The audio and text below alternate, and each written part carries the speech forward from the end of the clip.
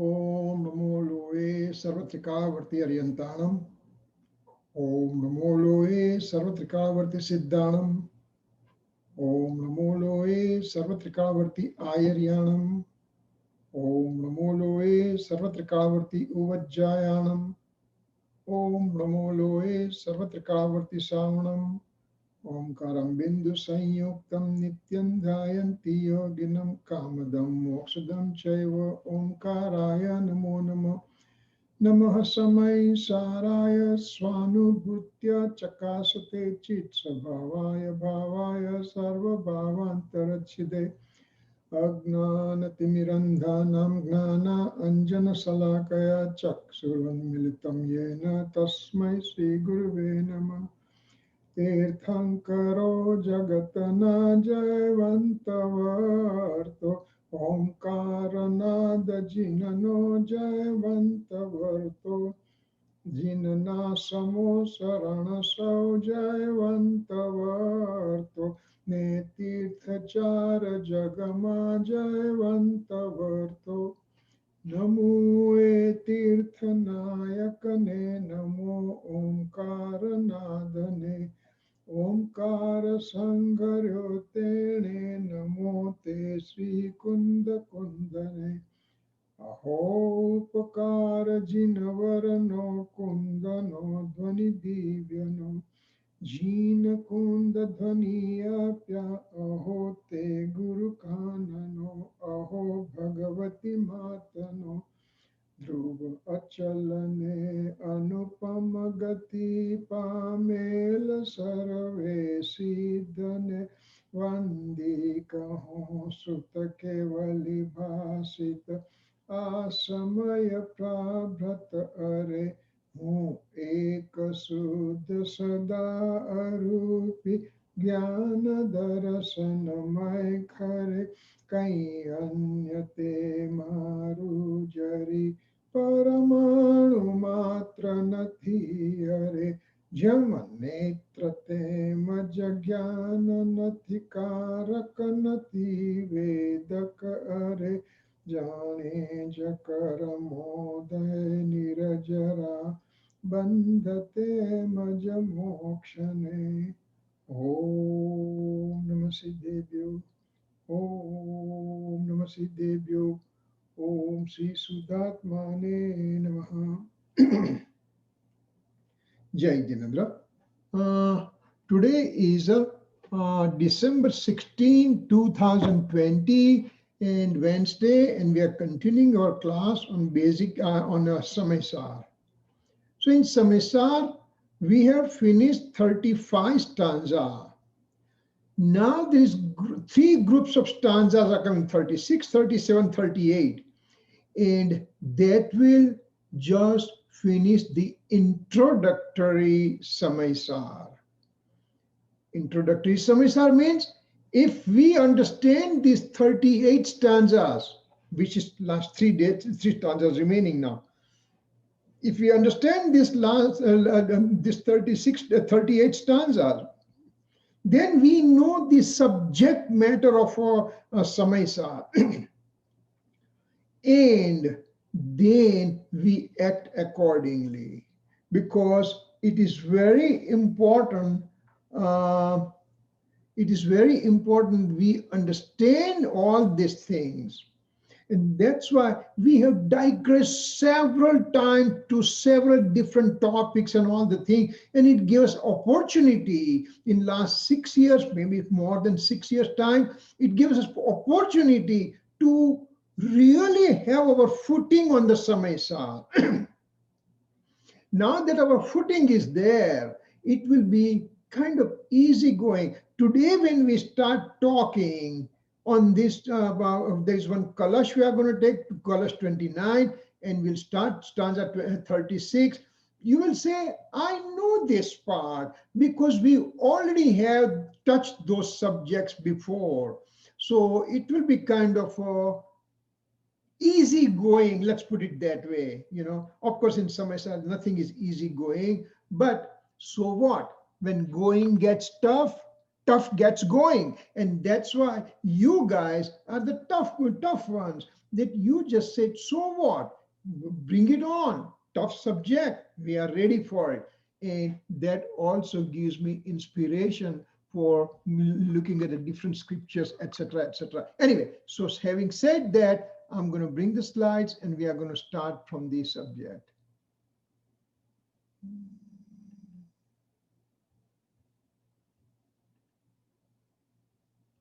Is this the one? Yes.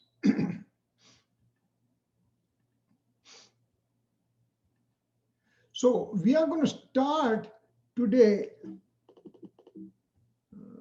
What is happening here? Okay. We are going to start with Samaysar Kalash 29. As we have said before, Kunkun Acharya Dev 2000 years back wrote down Samaysar stanzas. 415 stanza. Actually, he wrote down 84 such scriptures. It's unfortunately, we have only 5 available, but fortunately, those 5 are super important one. So he wrote down those stanza, 2 lines for each stanza in a Prakrit language, 2000 years back. And then came Amrit Chandra Acharya Dev 1000 years back. So between those 2 Acharya, 1000 years of gap is there. And Amrit Chandra Acharya Dev, he wrote down the commentary on Samaysar, and as if he wrote down commentary as if he had entered Kunkun Acharya Dev's heart and just found out what exactly Kunkun Acharya Dev wanted to talk about. And so he expands, he gives critiques on it, he expands. In time to time, Amrit Chandra Acharya thought that there is a need for some extra explanation of certain thing that Kunkun Acharya Dev said. So he inserted his own stanza in Sanskrit. So those are called Kalash. Just the temple looks, temple beautifies by having pinnacle on the top. Similarly, this Samaysar is beautifying by having this Kalash, means pinnacle on the top. So these are the Samaysar Kalash that is written by Amrit Chandra Acharya Dev. So in the 35th stanza, we just found out that example about the cloth, that a guy has given the cloth for washing to the washerman, and he brings the cloth back. It's a bedspread, and now in the afternoon he is sleeping in his place with this bedspread that he's covering himself. The other guy goes to the washerman and says, "Hey, what about my bedspread?" And washerman said, "Oh, by mistake, I gave it to the first person." So the second guy comes to the first person place and he saw his own bedspread. So he pulls out, and the first guy wakes up and says, "Wait a second, what are you doing in my house? Why are you bothering me?" Second guy says, "This is my bedspread." "No, it's not yours, it's my." They had the argument, and finally the second guy said, "Look, on the corner I have written my name." And so first guy says, oh, so this is all yours. Right away, as soon as he has a knowledge, as the weight is over here is knowledge. As soon as he has a knowledge about that chadar, about that bedspread not being his own, it instantaneously he discarded his ownership on it. Instantaneously. So here also, from those examples, Acharya Dev has said that similarly, when inclination of attachment it's occurring within me, but it's not my true nature. As soon as I know it, I discard it. So that's the 35th stanza. So on this Kalash, now Amrit Chandra Acharya Dev says, he writes this Sanskrit slok, Avataratena yavat vritti matyanya vega danavama parabhava tyaga drastanta drastihi jatiti sakala bhavai ranya diyer vimukta swayamiyam anubhuti stavada vibharbhuva परभावना परित्यागनी दृष्टि पुराणी थायना वळि ज्यां सुधी वृत्ति प्रवृत्ति वेगवंती थायना व्यतिरेक जे परभावती थाये वळि ते जीवनी प्रगटी अनुभूति स्वयं चैतन्यनी तत्कालथी. This is the original Sanskrit version of Amritchandra Acharya Dev's slok, and this is the Gujarati version that is written in the poem form, but by one of my good friend in Florida. His name is Rajni Gosalia. He has a good poetic capacity, and he has done this beautiful translation. Par bhavna parityagni dastri purani thaina. When I found out that a thing does not belong to me, as long as that knowledge occurs to me, before that knowledge becomes old, Purani Thaina, old, and at the same time, he's going to the internal state of the soul becomes really it takes very rapid pace.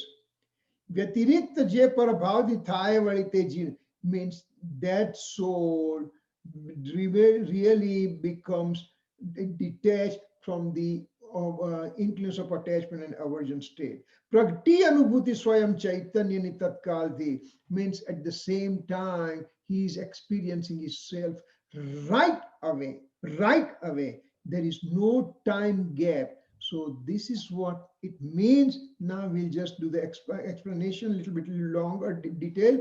Sloka, meaning of the slok. Par bhavna tyagna drastantni drasti. What was the question? The example given in the previous stanza that somebody was using bread spread not belonging to him. So it was a alien attachment. It was an alien object. It's not his own object. So that Parvana drashtanti drashti means looking, keeping that example in the mind before that drashtan, before that example becomes old in his psyche. એ રીતે અત્યંત વેગથી ત્યાં સુધી પ્રવૃત્તિને પામે નહીં. એ રીતે અત્યંત વિદ્યાસુ તે પહેલા જ તત્કાળ સકલ अन्य ભાવોથી રહિત પોતે જ અનુભૂતિને પ્રગટ થઈ. Means as soon as he finds out, right away he discards those things and gets engrossed within. So that is simple thing that he is saying. Only the thing Amritchandra Acharya Dev is pushing the point over here that this kind of a faith, this kind of a vision, this kind of knowledge occurring, as soon as that knowledge occurs, right away, that discrimination occurs between the alien object and the self. So that is very important point over here. ભાવાર્થ what it say ભાવાર્થ આ ભાવના ત્યાગનું દ્રષ્ટાંત કહ્યું તે પર દ્રષ્ટિ પડે તે પહેલા સમસ્ત अन्य ભાવથી રહિત પોતાના સ્વરૂપનું અનુભવ તો તત્કાલ થઈ ગયું કારણ કે એ પ્રસિદ્ધ છે કે વસ્તુ પરથી જાણ્યા પછી મમત્વ રહેતું નથી. Means if one finds out this, think about it. You are living in an apartment. How much attachment you have with this apartment? Yes, it gives you shelter. Yes, right now it's snowing very badly in New York and in the Northeast. So you are really getting shelter. But this is the apartment. This is my rented space. This is not my own. So you are not attached to that. But let's say this is your own house. I remember we were just brand new in New York in 1974. Most of you were not born, but anyway. So at the time, there was no space heater. There was the water heater was there. Old buildings, in Brooklyn, 52nd Street and 4th Avenue. And those are the heater that the super will hit the water, and water will circulate through those pipes and the heat will come. Now, either heat comes or it doesn't come. There's nothing in between. So at middle of night, it will become extremely hot. What do you do now?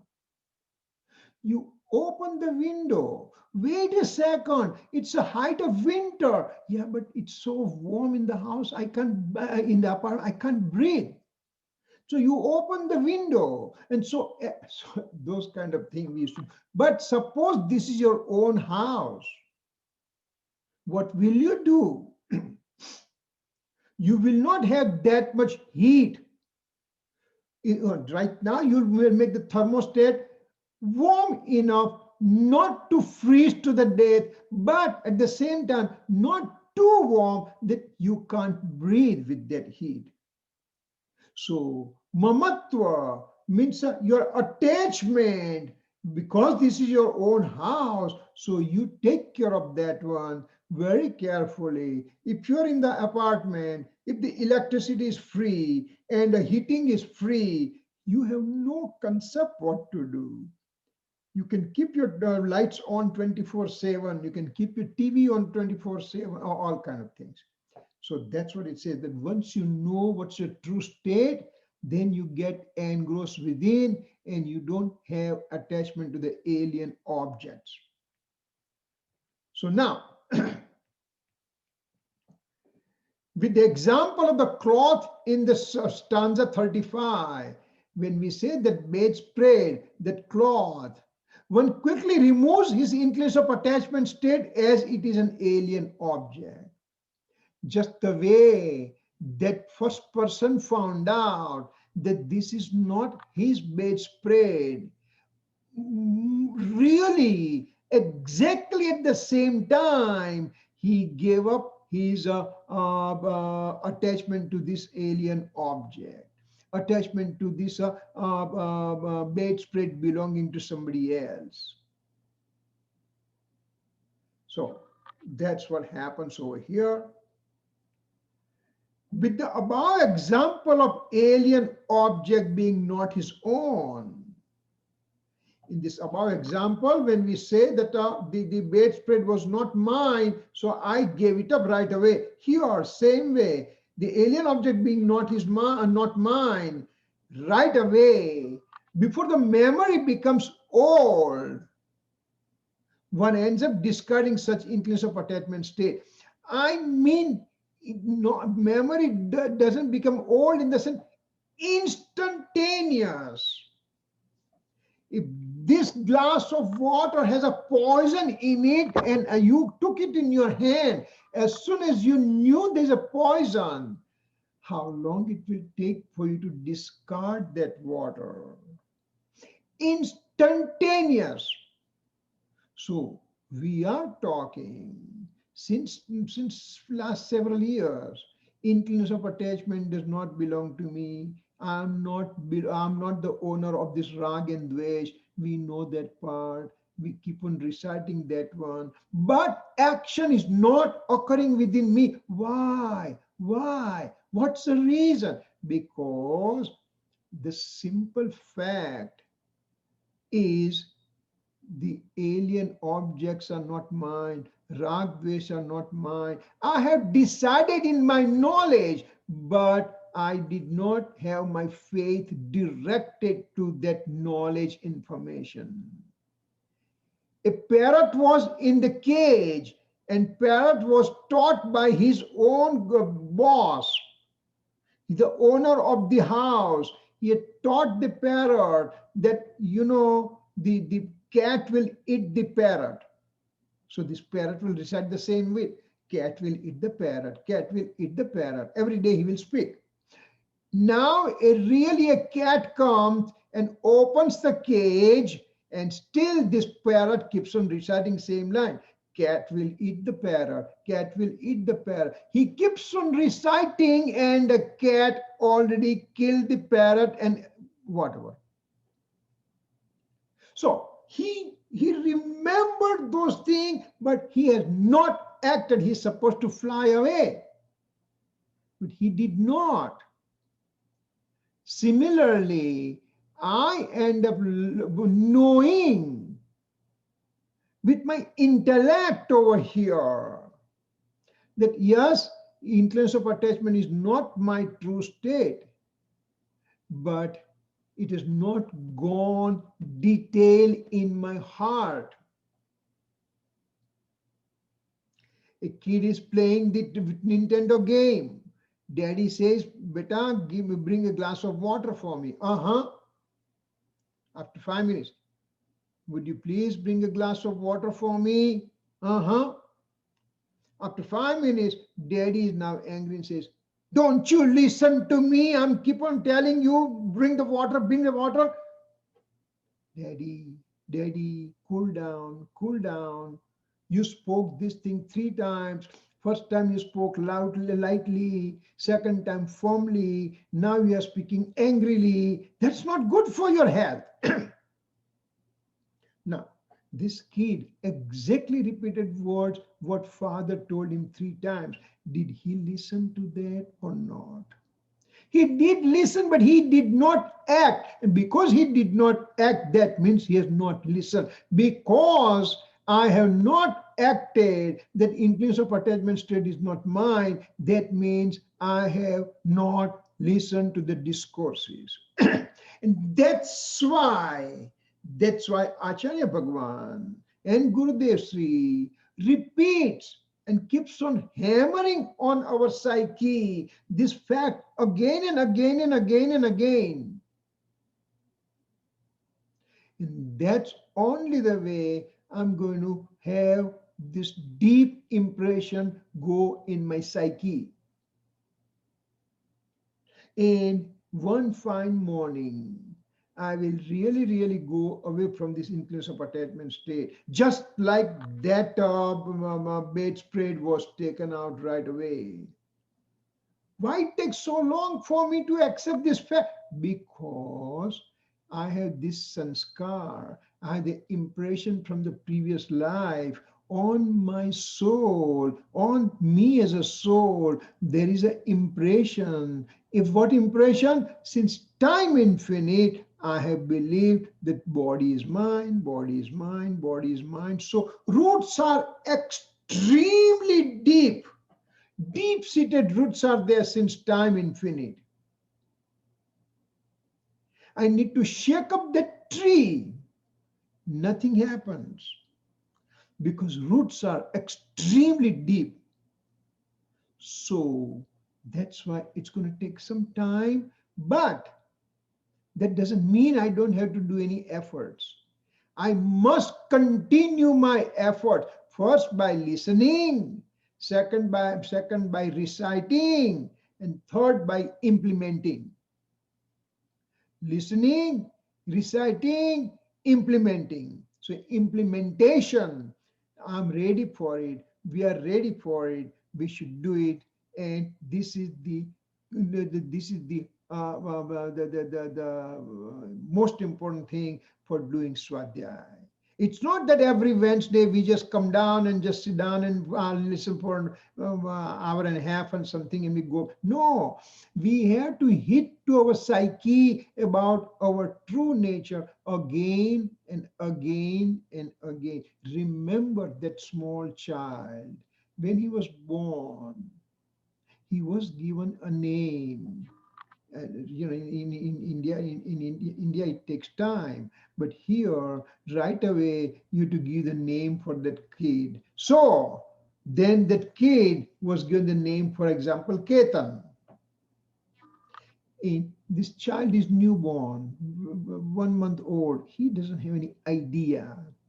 But everybody says Ketan, Ketan, Ketan, Ketan, Ketan. Now, suddenly, after hundreds of thousands of times that word is getting hit to him, he just says, wait a second. When they say Ketan, does it mean me? Now, when they say Ketan, and he smiles, and everybody feels happy. When they say Ketan, and he's crying, everybody feels sad. So now, that constant hammering of that word on his intellect, now he thinks that he is Ketan. Now Ketan wakes up in the morning today. He looks into the mirror and says, listen, I'm the Ketan. Remember that throughout the day. Do I have to do that? Do you have to do that? No, because it was hit so hard, so constantly that it became my conviction. So that I don't have to get up in the morning and say, hey, remember I'm Ketan. Similarly, I am the soul. I am not inclination of attachment and aversion. That kind of hitting should occur to me again and again and again and again, by listening, by reciting, and then by implementing. So those are the things we have to do it, and it's going to happen. If I know the right thing, what stops me to conduct accordingly? If I know this is right thing, if I know this is a good for me, then I will put all my effort to obtain that thing. If I know this is detrimental to me, I will stop going that route.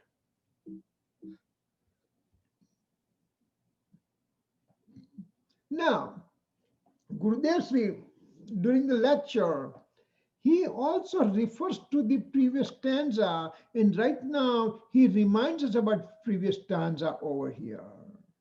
What was in previous stanza? If you remember, I'm going to show you the soul substance which is having solitariness with the self. Kunkun Acharya Dev in the fifth stanza says that I'm going to show you the solitariness of the soul, purity of the soul, eternal true nature of the soul. Kunkun Acharya Dev says, I'm going to show you that. And it also says that it is separate from the alien objects, means inclination of attachment and aversion, anger, deceit, ego, greed, like, dislike, ignorance, Very good. all those. This is Ekatva Vibhakta, right? Ekatva vibhakta, yes. Ekatva, I'm going to show you. Means ekatva means solitariness, and vibhakta means separate from the alien objects. So those are the things that he has said at the time. So please accept such state. That's what he told in the fifth stanza. He said in the fifth stanza, he says, what is the nature? What am I going to talk throughout Samaysar? Throughout Samaysar, Kunkun Acharya Dev says, I'm going to tell you that I am the soul is a solitariness, a solitariness with the self and separate from the alien object. That's all. Ekatva vibhakta.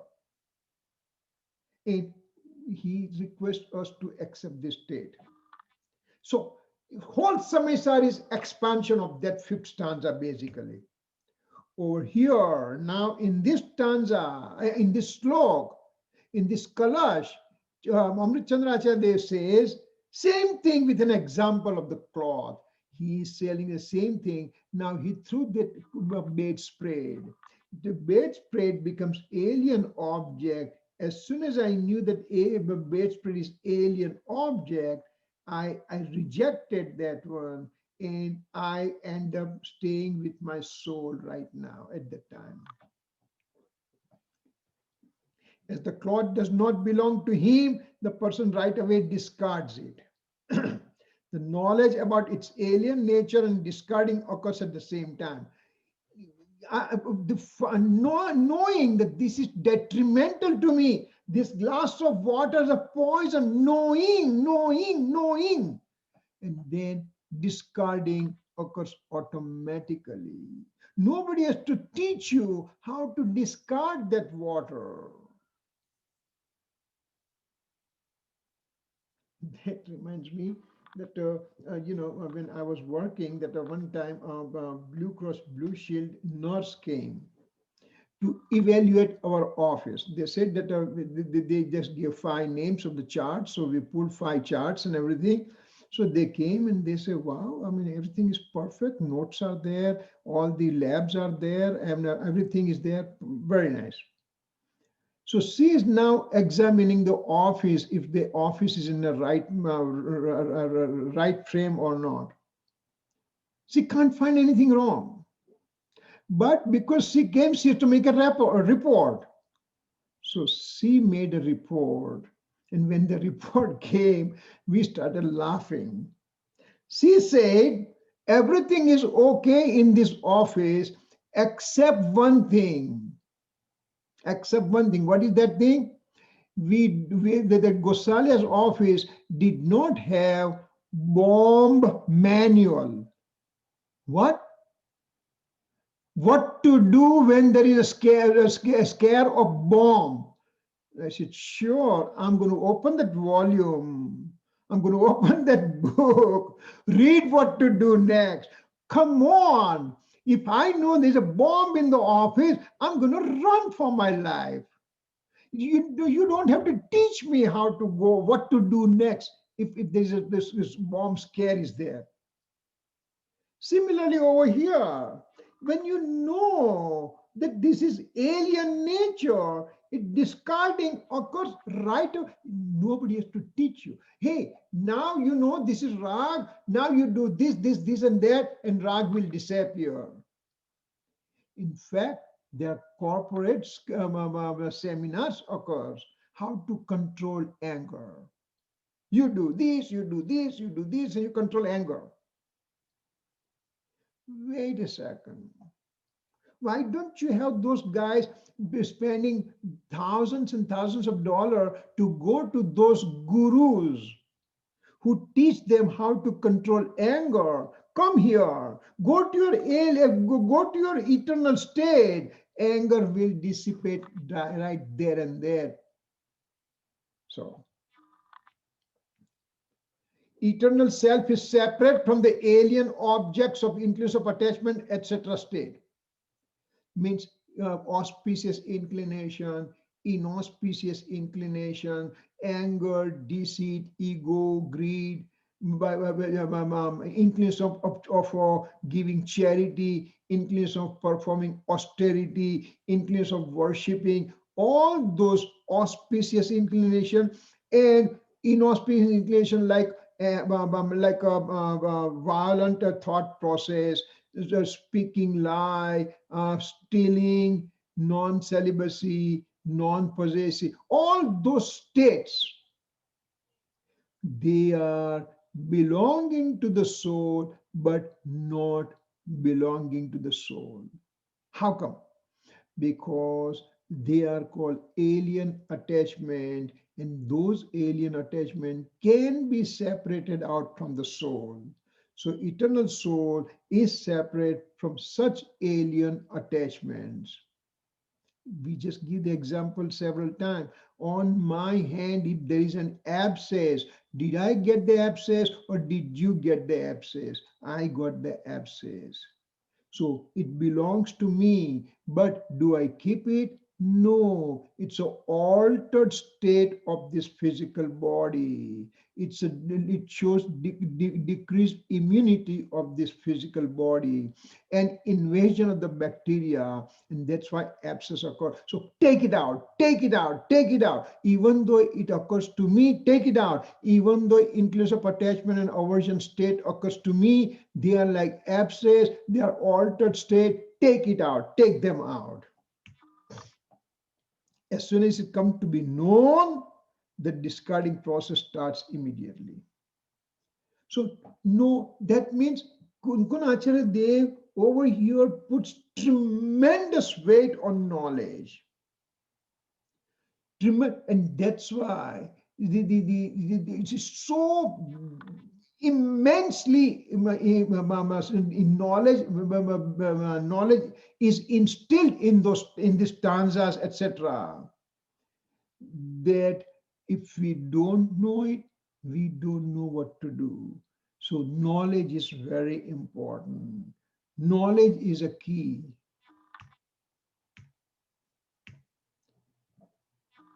The true omniscient Lord, the Holy Scripture, and the enlightened Guru will get same discourses. They are the right, the Satdev, Satdharma, Sadguru, means they will give the exact same kind of discourses telling us that knowledge is important. With knowledge, you have discrimination, what is mine and what is alien object, and separate them out. So they are the true omniscient Lord, they are the true scripture, they are the true enlightened gurus. But so they will mention that the alien objects can never be helpful to the soul. That abscess occur on my hand cannot be beneficial to my body. So it has to be removed. Similarly, these alien objects are harmful to the soul's existence, so they need to be removed. The false preacher, the preachers who are teaching us wrong thing, they just, if they say that influence of attachment, like doing the auspicious activity, etc., are beneficial to the soul. Remember, auspicious activity or inauspicious activity, they both are having the same effect on the heart,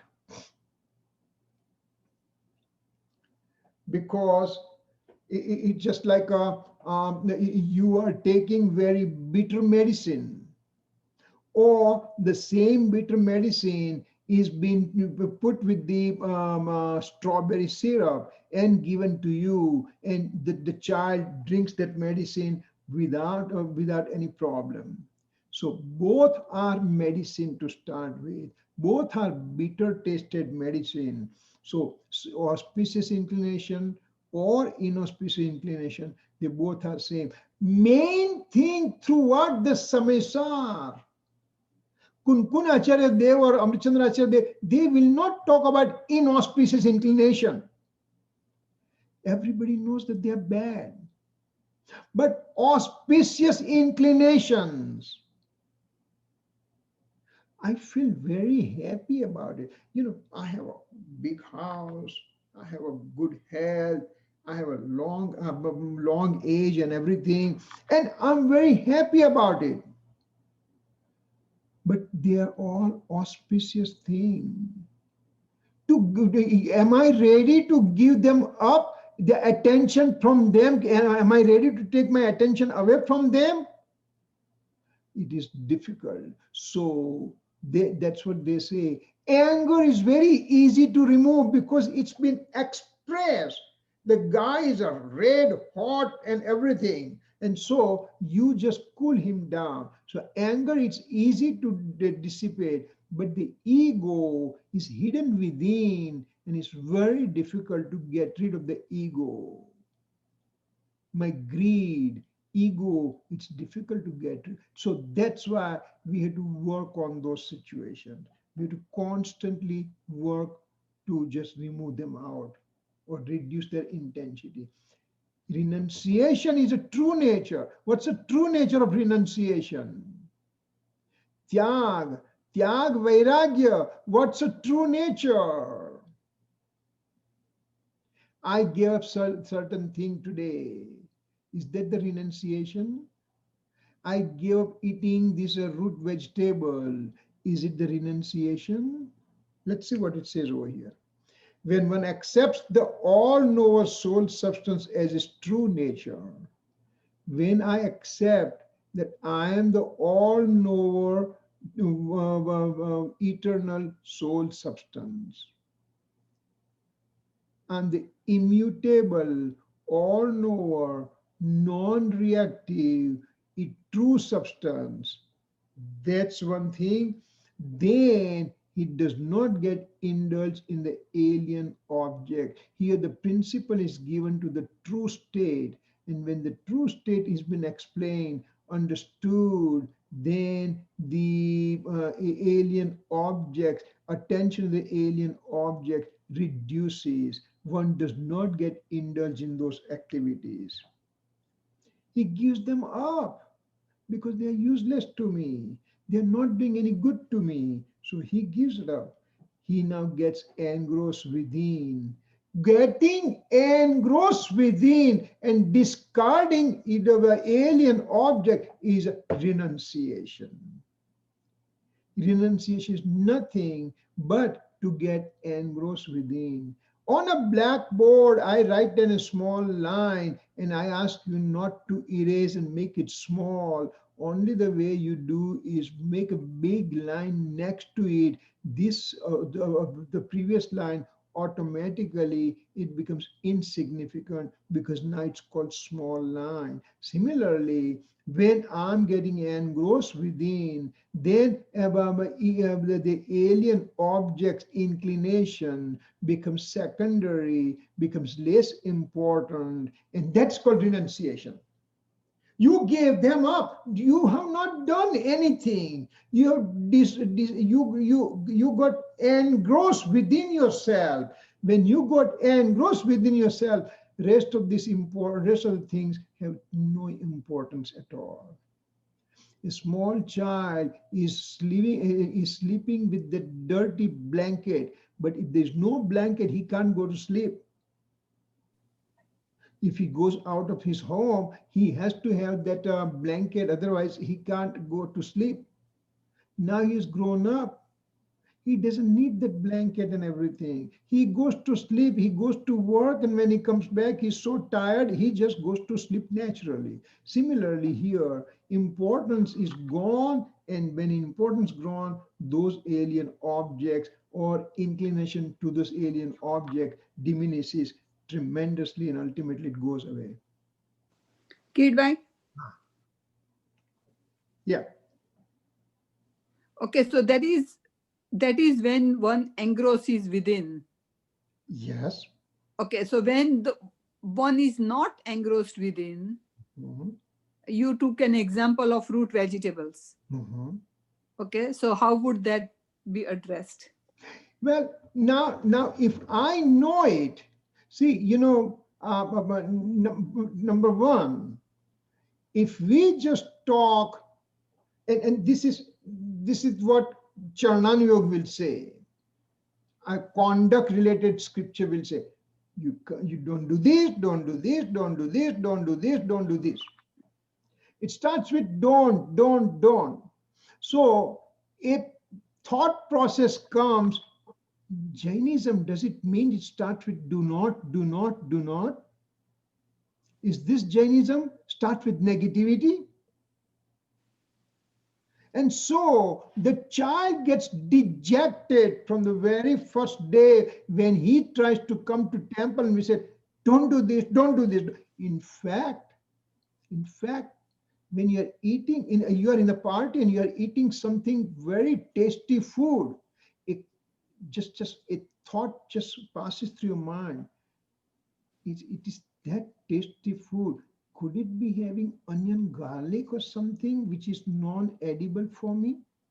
That kind of thought comes to you because now you're so used to eat bland kind of, bland in the sense no onion, garlic or potato or something like that. So now when you tell the child, don't do this, don't do this, don't do this, then he's going to get negative thought process. But if the same process, if you explain to him in positivity pattern. But we are not talking about children right now. We are all elders. We are talking about... The children are the name, and it is only for us we are talking.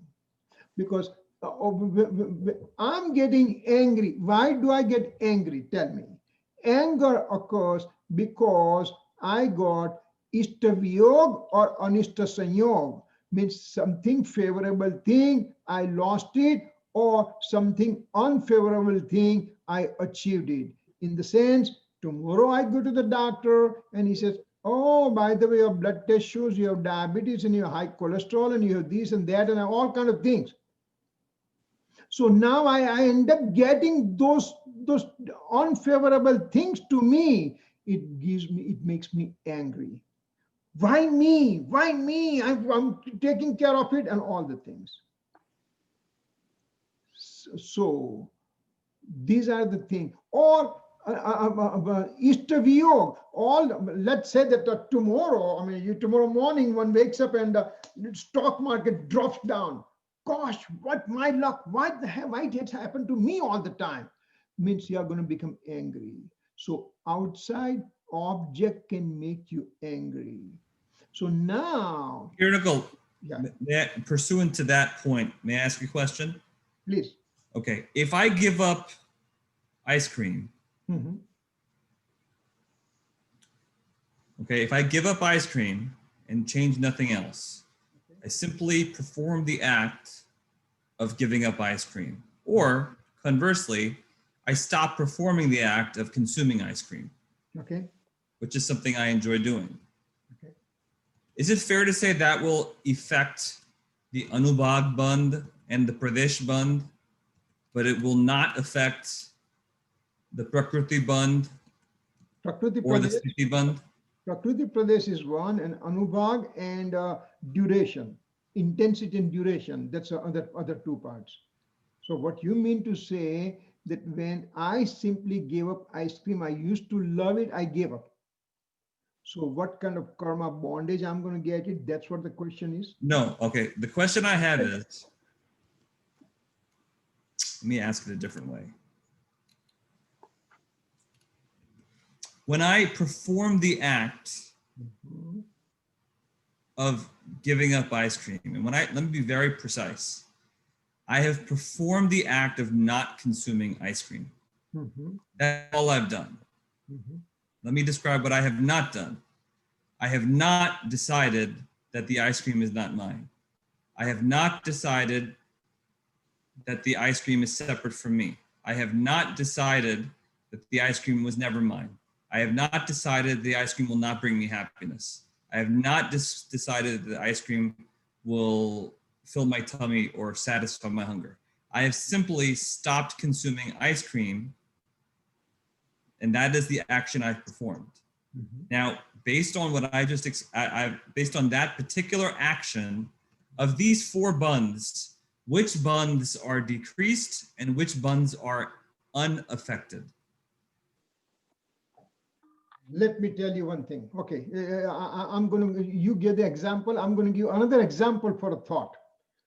Let's say that I'm aware of it, that this is poison in this glass, and I don't consume, or I consume, whatever.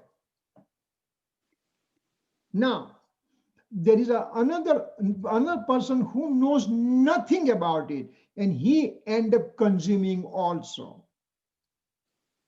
Does he get a less punishment just because he didn't know about it? And do I get more punishment because I knew about it? Poison will give the same effect to both those people, whether they are aware of it or they're not aware of it. So one side of the coin says it doesn't make any difference. Your karma bondage, if you are in a wrong fate state, will occur no matter what you are doing. Every moment, karma bondage, in Anantanubandhi, Krodman, Maya, Lobh, they are getting bonded for sure. On the other side of the coin, it also says that Muni Maharaj, when he's walking and he's using all his faculties to make sure no living being gets killed, knowingly or unknowingly, he's very careful. But still, if something came under his foot, even though with all this thing that he was careful about, and something came underfoot and end up dying, Does he get the pap or not? Well, did he have intention to kill that kill that organism? No. So that means he will get less. So I it's a little different, and let me give you a little background, okay? And this is directly pursuing what my mom said, or the question she asked, which is a very legitimate question. Here's where I'm coming at it from. Based on my understanding, and this is not my original understanding, this is not my original thought process, this is something that there is visible intensity of Punyarpap or emotion or whatnot. There is a visible intensity and there's an invisible intensity. For example, if you have a Chakravarti, for instance, for argument's sake, who is fourth Gunastan Jeev, who is, like killing 1,000 people or 100,000 people. You would imagine like it would have like the black glacia, a very, very intensely negative, at least outwardly appearing intensely negative emotion and instinct, like the black glacia. But theoretically, so to the visible eye, it's a black glacia, intense emotion, intensely negative emotion and action. But you would not have Anantanubandhi Kashai, which is a manifestation of Charitramo, and you definitely would have an absence of Darshanmo. Now, that Jeev would also have certain kinds of buns and would not have certain kinds of buns. I don't know which ones are which, so you'll have to teach me that or correct me on that. Now, if I have a Dravyalingi Muni, and I don't like to take this example because honestly, I bow my head to Dravyalingi Muni. A Dravyalingi Muni is so far beyond me. Like I bow my head to. So I don't mean to make this point in an insulting way. So I'm going to preclude any verbal assaults on me by indicating that I have enormous, deep respect for Dravyalingi Muni.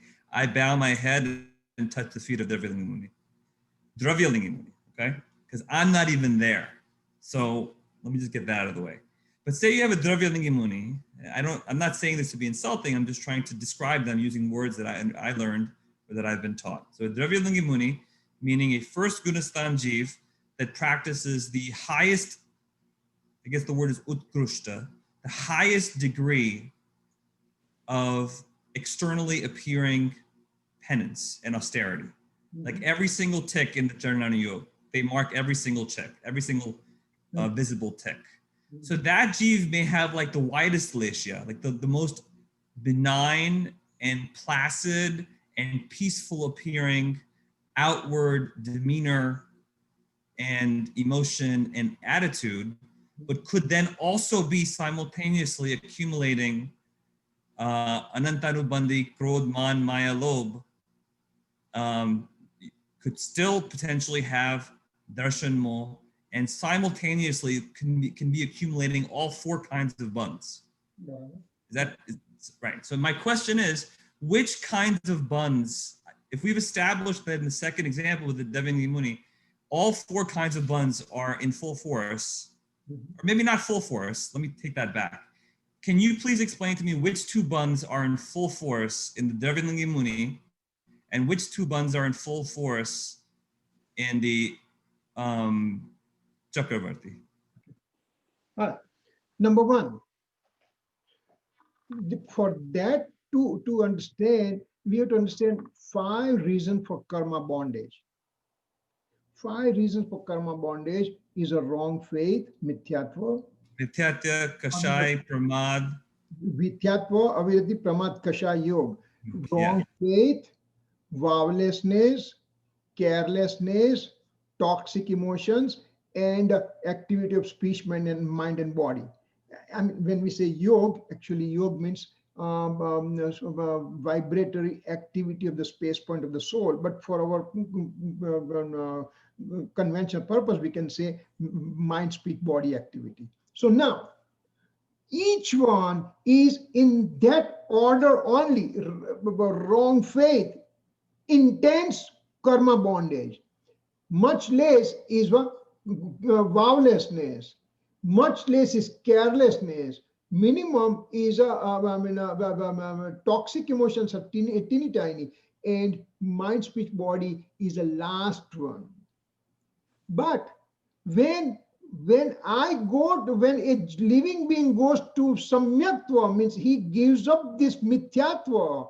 He does not give up mithyatva alone, but proportionately the powerlessness, carelessness, toxic emotion, and yoga, all those are also proportionately decreasing in intensity.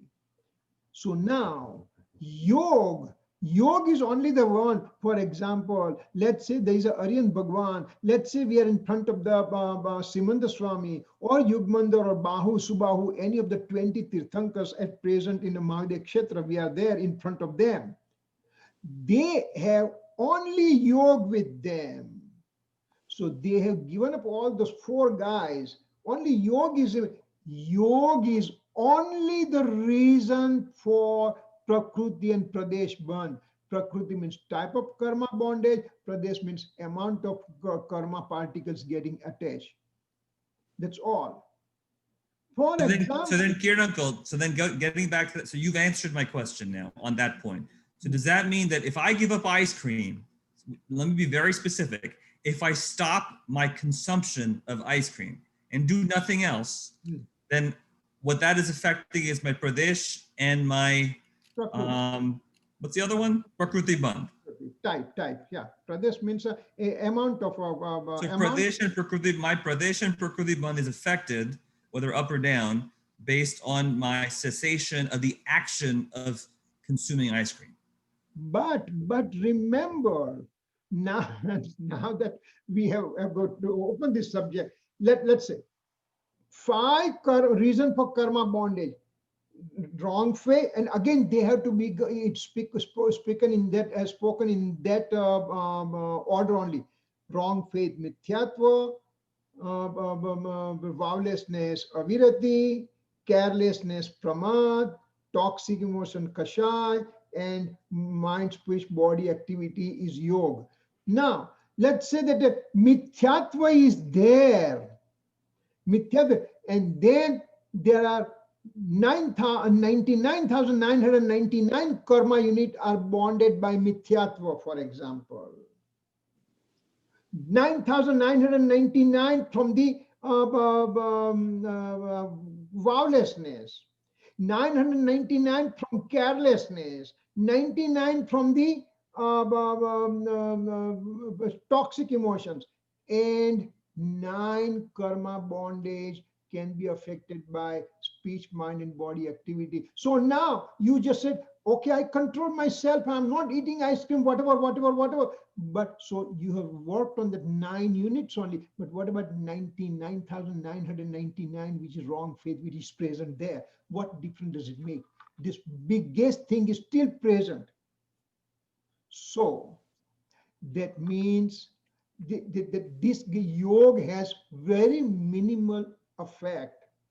So if I'm given choice, I'm given time, I'm given my choice, I have to start working on this mithyatva to remove.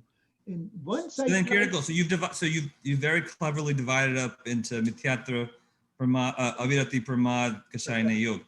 Now the question is, can any specific action, in other words, can any manifestation of any gun of soul other than knowledge have any, in other words, can yoga in any way, shape, or form have any effect on mithyatva? Yeah, because when this mithyatva is there, means remaining 4 are always there. When mithyatva goes away, these 4 guys are still there. When vowlessness is there, means remaining 3 are also with that. When vowlessness goes away, remaining 3 are there. When carelessness is there, all 3 are there. When carelessness goes away, only 2 are remaining. then kashai going away, only yog remaining. So that means my question is this. I gave ice cream, right? Let's say that I'm 9 toxic karmas closer to, just using your example, okay? But now let's say I gave up burritos. Am I closer? Now I gave up tacos. Am I closer? Now I gave up pizza. Am I even closer? Or is the path to the elimination of mithyatva through like, is there some other path? Is your mithyatva present at the time? Yes or no? Yes. Okay, then yes, close. It doesn't make difference if you stop taking completely all the foods. So what? That snake and squirrel, they go down hibernation in this winter for 6 months. And they are not eating, they're not drinking any water, their metabolism is down, their heart rate is extremely down. They are surviving without food and water. So Kirit bhai, please. Yeah. So we are not talking about squall, we are talking about example for me who does not have Samyak Darshan yet. Yes. So I should continue with eating root vegetables, eating during the night. Wait a minute, let me finish, Kirit bhai, please, and answer my question now. Don't divert it to other complicated. It's a very simple question. Okay. Does the Charananuyog Granth,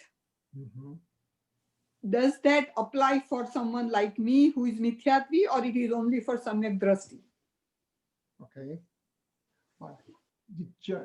Any anuyog we take it, Charananuyog, Karananuyog, Dravyanuyog, Pratmanuyog, any of the anuyog you take it, just go through the stanza 172 of Panchastikai, that the bottom line, Tatparya, means the essence has to be Vitrakta. Do I get Vitrakta by doing this kind of acts? Yes, I should just perform that one. Remember, I mean, what difference does it make? Yes, somebody like, sorry to interrupt you, Kirit bhai. For somebody like, I'm talking about me, an older person, I do know the importance of Vitrakta, and I still haven't gotten Samyak Darshan. Yes. So then that Gatha applies for me. So I should still follow this with the Laksha of Mitrakta. Remember. He's not going to answer. I mean, certain basic quality has to be there. And what are they? Can you please tell us? In Charnanuyog, whatever quality you have it, there is still something more to do. Because of course. So that you know, within your capacity, whatever you can perform, you have to do those kind of things. It's not that you should never ever do anything auspicious. If you don't do auspicious, do you want to do inauspicious thing then? No. So certain basic qualities has to be present in a aspirant soul or in a mumukshu. Mumukshu means the one who wants to obtain samyak darshan. He has to have basic certain characteristics has to be there. Now, if I am not observing my dietary habits of any kind, let's say, I can eat anything, anytime, any day or night. I'm not having even eligibility to read the scripture because I am just, and plus, I'm eating any kind of food.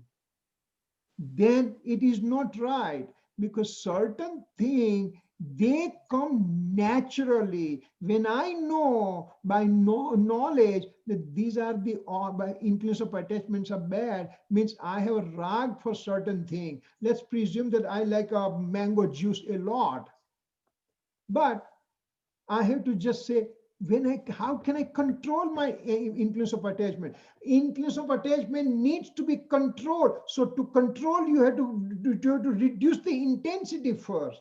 It's not like a light bulb that you put the light bulb and the darkness goes away. Yes, example will be given that way, but you have to just, you start working, taking your rag, lace and lace and lace in a per padarth. And when you try to do that, one fine morning, it will be easy for you to give it up also. So those are the things we do. So the scripture doesn't say do whatever you like, do whatever you like, whatever way you would like to eat and everything. No, those are the primary requisite. Srimadji said that Kashayani Upsanta Matra Moksha Bilas Bhave Khet Pranida Tya Atmarth Nivas. Atmarth kon che? The one who is looking for Samyak Darshan, he has to have basic qualities. If he does not have basic quality, he does not qualify for going to obtain spirituality. Yeah, I mean, Is this gatha from Vyavar point of view, or is it from Nischay? Can you translate both ways? Is it possible for you? Which one? The one that is just Kashayani Upshanta Matra Moksha. Kashayani means the Nischay nahi no kathan chhe ke Vyavar nahi? No, I think there is no Nischay. Because remember, interpretation આપણે કરી શકીએ બંને. You can just say either way you like it. There is no nischay of Vyavar Kathan. It's just comparatively, let's say, okay, I'm telling something that somebody, I gave advice to him, hey, keep drinking more coffee. That's all somebody listened. I mean, you were in the next room and you said, oh, Kirit gave him advice for drinking coffee. Is it what kind of person? Or drink Coca-Cola, for example. What kind of person is he? Because the person who was drinking alcohol, to have him quit alcohol, that we said, okay, take coffee, take Coke or whatever. That means it is not hard and fast rule that everybody, I'm going to say, drink Coke. So Muniraj comes, Muniraj, drink Coke and coffee and everything. No. Where is that person? Where is he belong?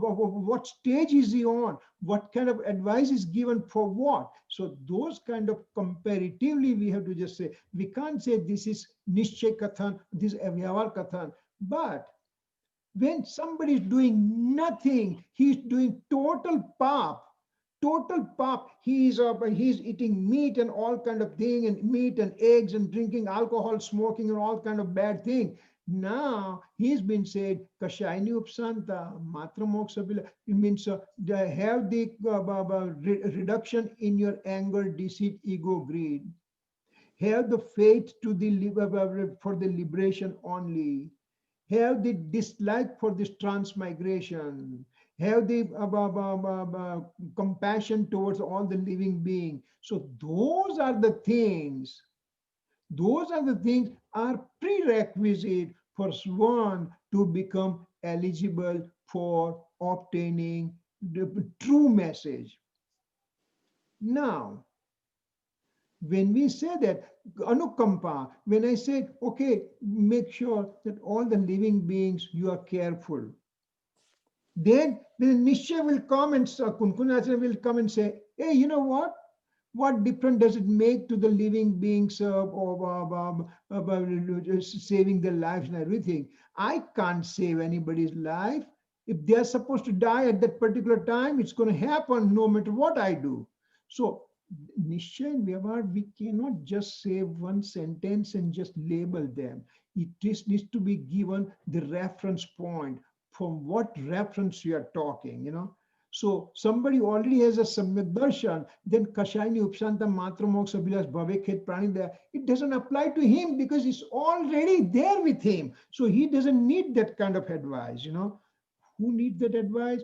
People like me who are not on the, does not have Samyak Darshan, but wants to have Samyak Darshan, then those are the advice for those kind of people. So we have to understand that kind of thing, where the sentence is coming from.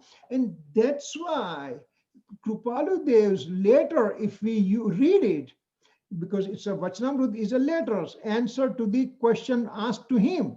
We don't know what kind of questioner was there, what was his question. We already know Kripalu Dev's answer. And so sometimes we have, at one point he says that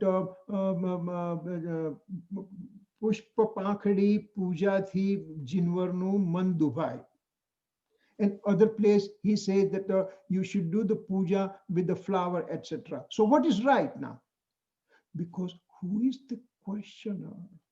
Who is that question? The guy who is asking question, he has never put his foot in the temple. Then he's been said, hey, you can do pushpa puja, flower puja, no problem. But those who are advanced aspirant soul, then hey, you know what?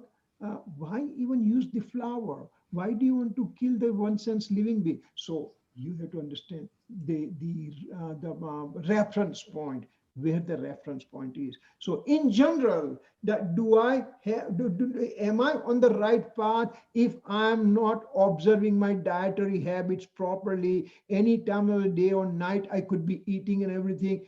Yeah, I mean, sometimes that may preclude. For example, I have a problem. My sugar drops down at night time. Now I'm going to eat something because my sugar is dropped down, and if I don't, then I'm going to die, or medical emergency occurs. So it's a conventional wisdom, it says, you know. So those are the things you have to decide what's the best. You know, now I'm going to tell you something which you may not accept it. It's okay. It's okay. I'm just going to. When I used to do fasting in my early years, I used to do fasting a lot, and I used to get so much engrossed in my meditation, reading, writing, translating, all kind of thing, that and doing pratikaman and all the thing. I used to forget to take pachkan. So somebody met me and says, did you take pachkan for all 30 days? I said, no, I didn't take every day. Then your maskaman is off. You did maskaman, Kirit? That was many in 90s, yeah. Areva. I didn't know that. And I remained in my guest house for 30 days, and I had totally mourn also for those days, and those were the best 30 days of my life, you know. Yeah, I'm witness to that. I was there. Yeah. Oh, you are? Atul is Atul Gosalia. He's the first person I met in Phoenix when we moved to Phoenix in 1980. So he's our extreme. He's more than of his motivation, I was able to do Athai that time. I never did before that. yeah. So you know, aim was Pachkan Lidukin, and you should take it definitely. But if you're not take, was it intentionally that I didn't take it? It becomes so secondary event. The primary event was meditation, reciting, writing, and all kind of things were more important. So, but I mean, traditionalists will say, did you take a pachkan? No, then that upas is no good for you. It's okay. I'm not doing for counting the things. I'm doing for my internal purity, my own satisfaction. So that's what we have to think about, you know. So there is no straight answer to any given. And Kirit, I'd like to add one thing, and this is actually supporting what you're both saying, both you and Mom. And it's very beautifully treated by Pandit Doramalji. And he dedicates an entire section to this in the 8th chapter, where he discusses anuyogs, all 4 kinds of anuyogs. Mm-hmm. And he makes a very important point that all the different Charanuyog is going to give you a different set of prescriptions than Dravyanuyog. And Dravyanuyog is going to give you a different set of prescriptions than Pratamanuyog, and so on and so forth. They are all right, but one has to have the wisdom and understanding to realize what perspective they're coming at you from, what is assumed, what is accepted, and then what to do with that information. There is no contradiction. Yeah. There is just a shortage of understanding. And so, you know, getting back to the initial point, Charanuyog says, do this, do that, do that. according to Pandit Dodomalji, it is all absolutely correct. Yep. But the angle and the context has to be understood just the same way. Dravyanuyog, when Dravyanuyog says know yourself, believe in yourself, know who you are, that is also with a particular context from a particular perspective. So they are all true, and they are all to be believed, and they are all to be practiced. And yeah, and that's very important. They to be believed and to be practiced. You have to, if you have determination made that think about it. 8-year-old child taking Diksha. I mean, he has tremendous determination. So it's okay. And as you said also in the earlier discussion, that I don't know Dravyalingi Muni, whether he's Dravyalingi or Bhavalingi. Who am I to check it out? I bow down to him, and I will do the same thing too. Now, somebody purist will say that's wrong. Well, it's their viewpoint, and it's okay. I'm not going to go and argue with that, So this is, I'm showing respect. Gurudev Kanji Swami, when he used to say that all the monks are, present day monks are Dravyalingi, etc., etc.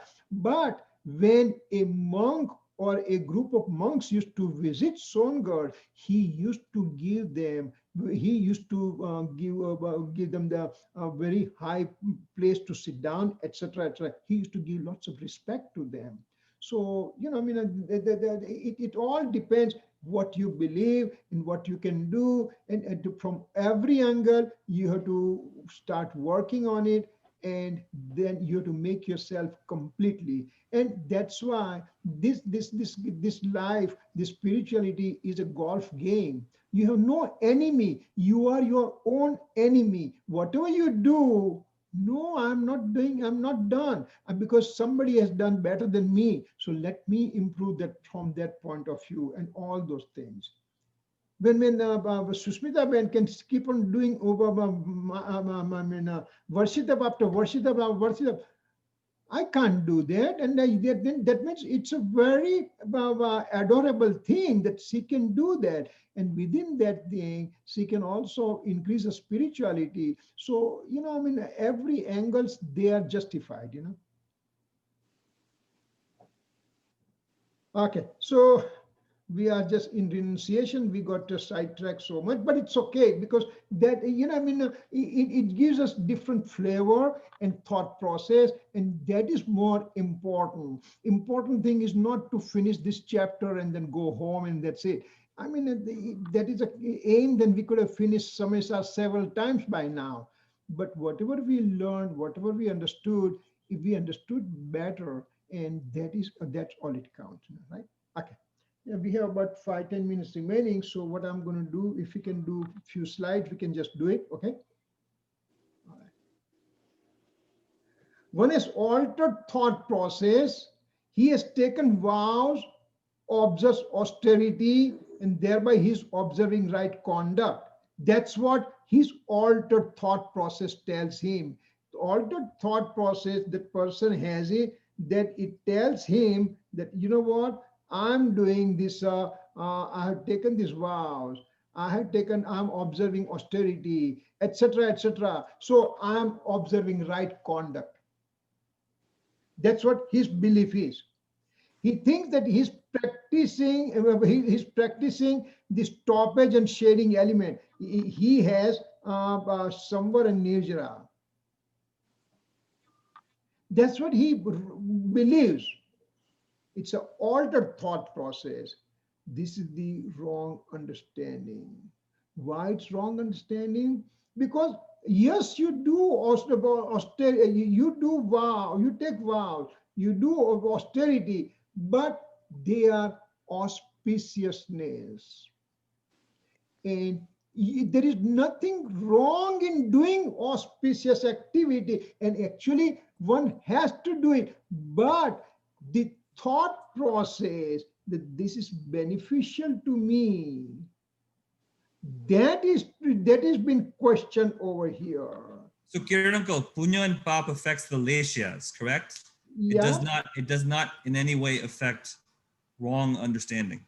No. Nitya Gyan. Gyan and Samyak Gyan, Samyak Darshan, they are not been affected. Only when your Lesha means intensity of Rag and Dvesh is having mild intensity or increased intensity. That's it. If it is milder intensity, you can bind Punya Karma. If it is a bad intensity, then you pap karma, you are binding pap karma. Correct. And the result of those punya and pap binding is more punya and pap. Correct? That's it. But remember at the same time, if I'm in a mithyatva gunsthana, then every samay I am binding anantanamani, krodman, maya, lobh, all those things I'm binding anyway. But by doing austerity, etc., I may get some punya karma also. That's it. But so what's the effect of this punya karma? Is one can get a swarg. It's the celestial life.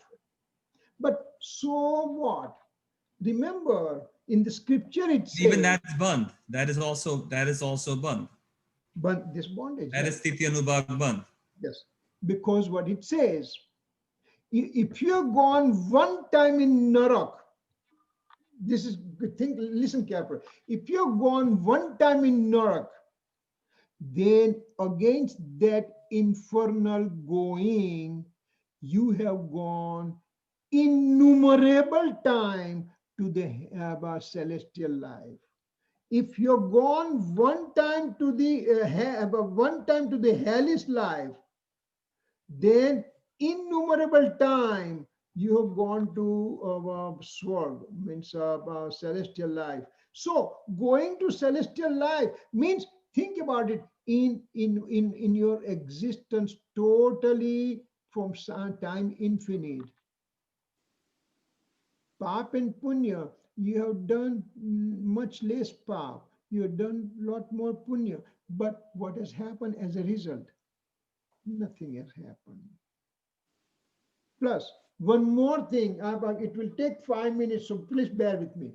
One more thing. When one has a mithyatva, when one is binding the karma for punya karma can have maximum expression for up to 20 kroda krodi sagropam years. Punya karma, once the punya karma fruition starts, it can go for 20 kroda krodi sagropam years. Wow. I thought it was 33 koda kodi sagropam. 33 sagropam. No, 33 तो नहीं थी, कोई जगह 12 से कोई जगह 20 पर let's say 20 maximum let's say keep this 20. So 20 kroda krodi sagropam years, that punya, but that auspiciousness can give me fruition, and it can give low intensity fruition but longer time. But that's even better. Means I have low intensity, but I'm getting a lots of auspicious fruition. So it's a good thing. Well, yes and no. Why? Why no? Because when a soul coming out of Nigod, from the very first time, a soul comes out of her lowest form of life, Nigod, then he comes to 1 sense, and then he goes to 2, 3, 4, 5 sense. Means 2, 3, 4, 5 sense living being, they are called trust jiv. They can walk, they can move with their own wish. So 2, 3, 4, 5 sense, that means if I became an ant, it's an amazing amount of thing happened to me. If I become snake, scorpion, a fly, etc., amazing amount of good thing happened to me because I'm in a mobile life. But that mobile life can go for 2000 sagropam years only. And this punya can come in the fruition for 20 kroda krodi sagropam. 20 crore sagropam and 2000 sagar as a teeny tiny point compared to the huge 20 crore sagropam years. So when I'm done with this 2000 sagropam years, where is my destination again?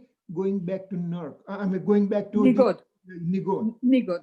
And when I go to Nigod, all that punya karma, for all the fruition of punya, now they get converted to pap because I'm in Nigod. So I can have tons and tons of things with me, but it is no value. On the other side of the coin, let's say the Samyak Drashti Jeev, he also has bonded tons and tons of punya karma, for example. And he's also supposed to get fruition for 20 crore sagropam years, for example. But because he has Samyak Darshan, so 135 or 15 life, and he's already to the liberation, Siddha Dasha.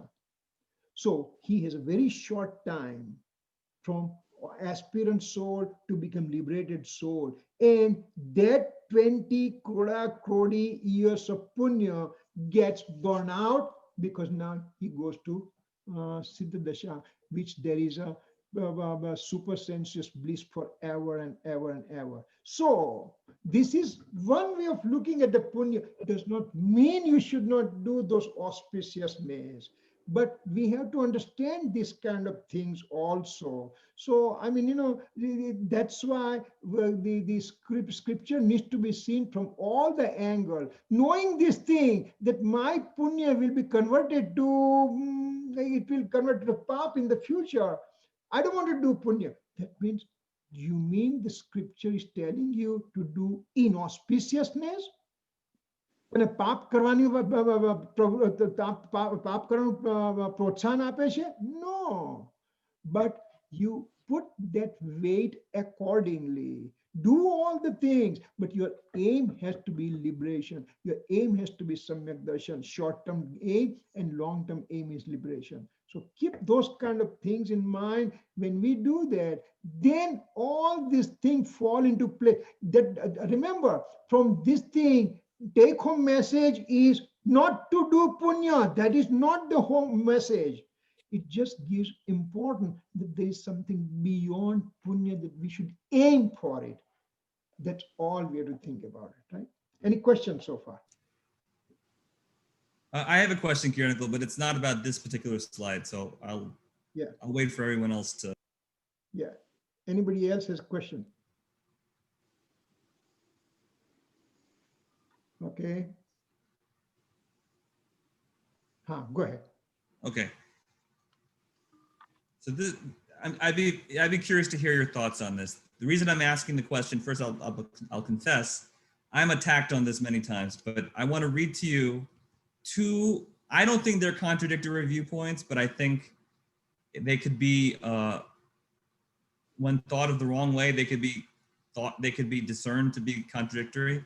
Mm-hmm. I will read you one slok from Atma Siddhi Shastra, mm-hmm. and I will read you one short paragraph from Moksha Prakashak. I don't think they're contradictory, mm-hmm. but I would just like to hear your thoughts on both, mm-hmm. And I'll start.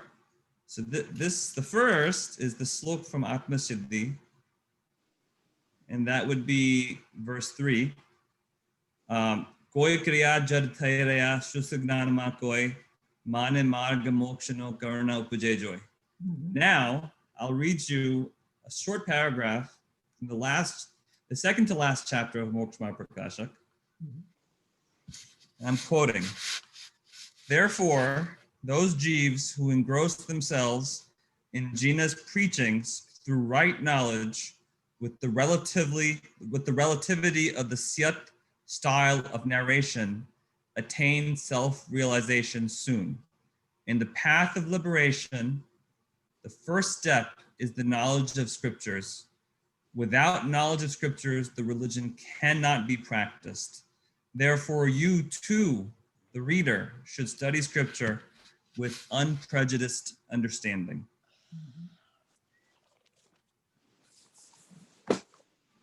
So you say over here that the Srimad ji says Kriya Jad and Shushka Gnani. Some people are blind ritualists and some people are dry knowledgeable people only. So if they both think that they are on the path to the liberation, then they are wrong. That's what the Krupaludev sentence says.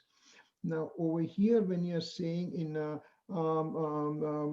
Todamalji's sentence that he says knowledge and knowledge and knowledge is important. What he means to say knowledge does not mean it's a dry knowledge that Krupalu Dev is suggesting.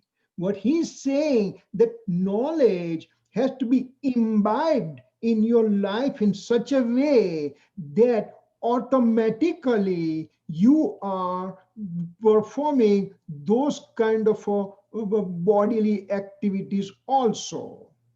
So when the knowledge is there, when the knowledge is there and I have imbibed that knowledge into my life perfectly, that means what is right and what is not right, what is edible, what is non-edible, what form of worshipping is good and what form of worshipping is not right. All those things I understand and I imbibe that one. So it's true knowledge. Remember the sentence that's there is there, that when with the right knowledge, one is now aiming to the right faith.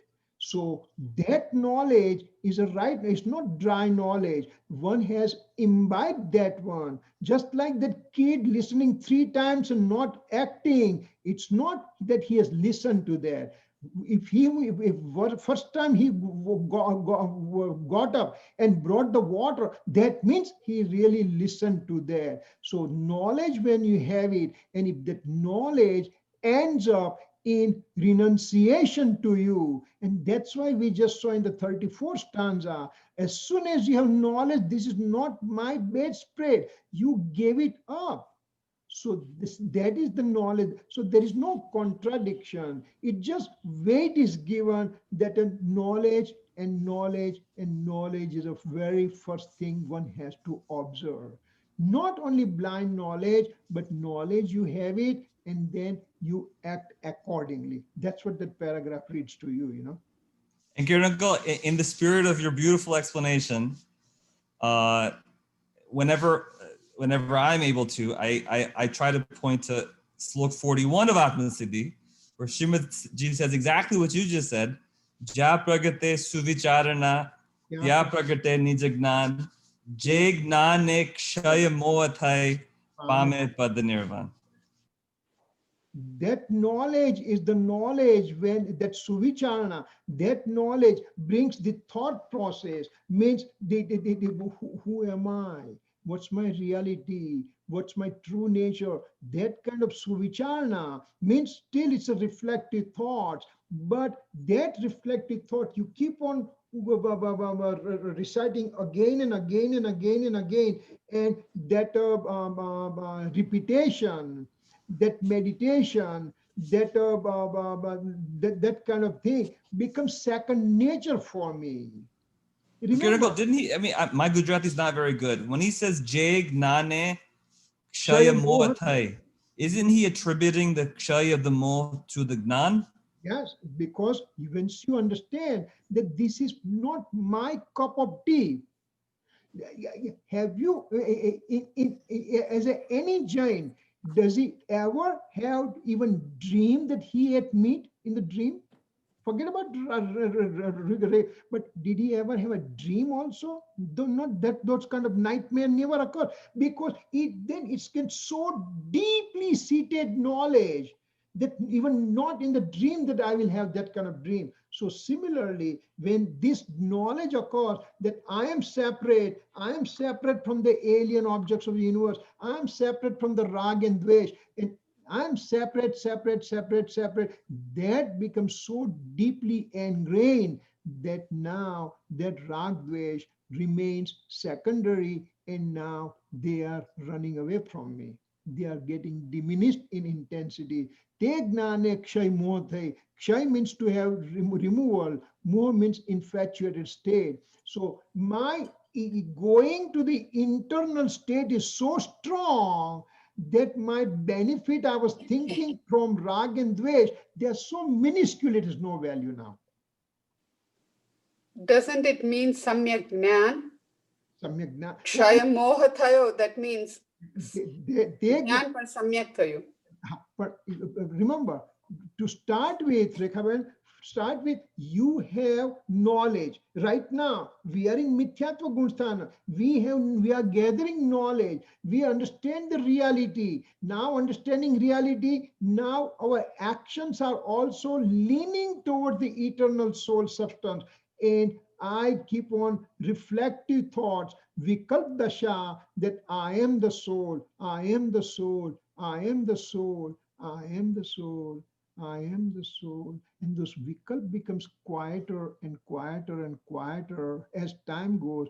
And at one fine morning, one goes from that vikalp dasha, from reflective thoughts to primary abstract comprehension, nirvikalp dasha, and that's anubhuti, that's a samyak darshan. And that samyak darshan occurs, then that knowledge is called samyak jnana right at the time. Until now, it was not called samyak jnana, but when a samyak darshan occurs, when the anubhuti occurs, when experiencing occurs, primary abstract comprehension occurs, nirvikalpta occurs, then that knowledge gets the name of right knowledge, samyak jnana. Right? All right. Okay, any other questions? We had a lively discussion. That was nice, very good. Okay, all right. So we'll just do the closing now. All right. Thank you, Kirit bhai, for your tolerance. No problem, no problem. Javani ke gyan se suje lokalok, sovani mastak namo sada deta hu dok. 9 times Namo mantra.